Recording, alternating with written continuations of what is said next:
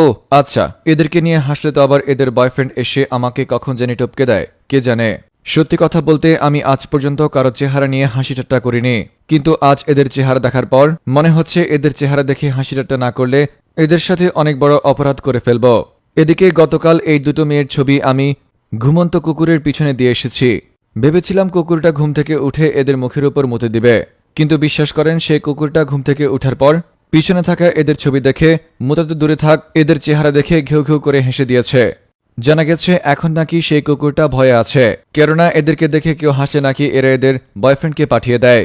এদেশে কেউ কারোর দিকে তাকিয়ে হাসলেও সে তার বয়ফ্রেন্ড পাঠিয়ে তাকে উপরে পাঠিয়ে দেয়। তাই তো আমি নিউজ ভাইয়া সিরিয়াস মোমেন্টেও হাসি না। এ মেয়ে দুটোর ব্যাপারে সাদিয়া মেট্রোপলিটন থানার ওসি হাউন আঙ্কেলকে জিজ্ঞাসাবাদ করা হলে ওসি হাউন আঙ্কেল জানান আসলে তিনি এদের বয়ফ্রেন্ডদের রুচি দেখে অবাক হচ্ছেন। একজন ছেলের রুচি কি পরিমাণ খারাপ হলে এদের সাথে প্রেম করে, আবার নাকি তাদের বয়ফ্রেন্ড এদের জন্য খুন খারাপিও করে। মানে কি বলবো, চেহারার নাই ডক, অথচ তার জীবনে হাজার হাজার শখ। এই আলবিলাতি চেহারার দুইজন বিশ্ব অসুন্দরীকে নিয়ে বিস্তারিত দেখুন রিপোর্টার কাতারে থাকা ভাতারের রিপোর্টে। এই যে আপনারা আমার কাছে এসে বলেন নিউজ ভাইয়া আপনি কেন সিরিয়াস মোমেন্টে হাসেন না, এই যে এজন্যই আমি হাসি না। আসলে এমন এক দেশে বসবাস করি, এদেশে হাসলেও দোষ। এদেশে কারোর দিকে তাকিয়ে হাসলে কে জানি আবার কখন তার বয়ফ্রেন্ড পাঠিয়ে আমাকে উপরে পাঠিয়ে দেয়, কে জানে। যে ভয়ে আজ পর্যন্ত নিউজ ভাইয়া হাসির কথা বললেও হাসে না। কিন্তু কথা সেটা না, কথা হচ্ছে এদের বয়ফ্রেন্ডের রুচি কিরকম।